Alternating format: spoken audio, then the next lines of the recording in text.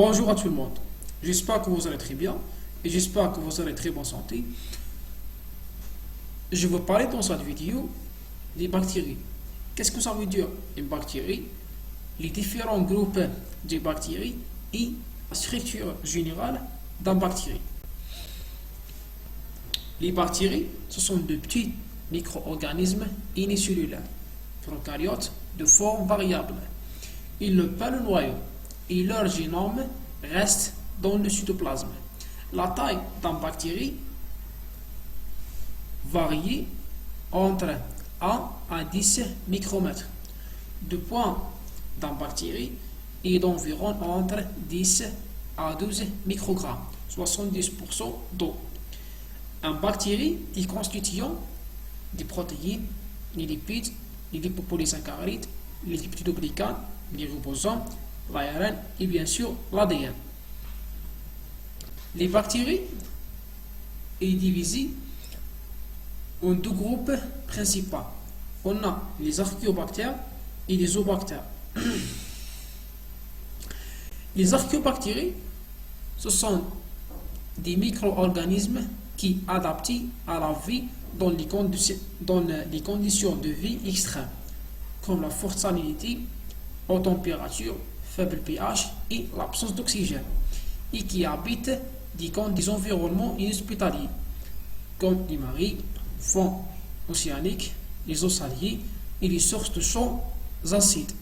En deuxième groupe, on a les zoobactéries.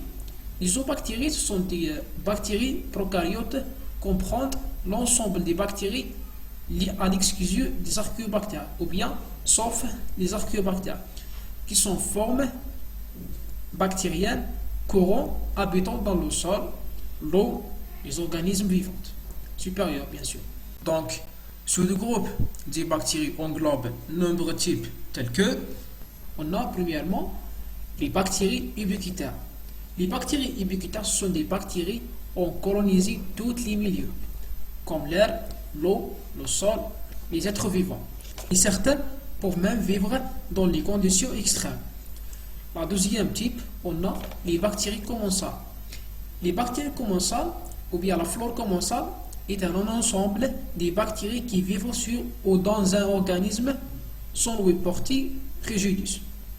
Elles contribuent soit à sa défense, soit à son fonctionnement, soit à bon état de ses muqueuses. La flore commensale est trouvée principalement sur les muqueuses, la peau, un type digestif, l'appareil respiratoire et l'appareil génital. La troisième type, c'est les bactéries pathogènes. Les bactéries pathogènes, ce sont des bactéries qui provoquent un ensemble de troubles spécifiques plus ou moins sévères chez un hôte infecté. La troisième type, c'est les bactéries opportunistes. Les bactéries commensales, normalement présentes dans l'organisme sans effet, mais qui peut provoquer une maladie à la suite d'une diminution des défenses de l'organisme, par exemple chez les immunodéprimés ou chez les maladies de sida. Les bactéries sont constituées de plusieurs éléments. On a les éléments constants qui présentent chez tous les types bactériens et les éléments facultatifs qui présentent chez certaines bactéries spécifiques. On a des éléments constants comme la paroi, la membrane plasmique, le chromosome, le cytoplasme et le ribosome. Et les éléments facultatifs comme la capsule, les cils, les flagelles, le plasmide et le mésosome. Donc, nous en prendrons plus sur ces éléments dans les prochaines vidéos. Donc, cette vidéo est terminée. J'espère que la vidéo est très claire et j'espère que la vidéo vous a aidé. Si vous avez des questions, posez vos questions dans les commentaires. Merci et à bientôt.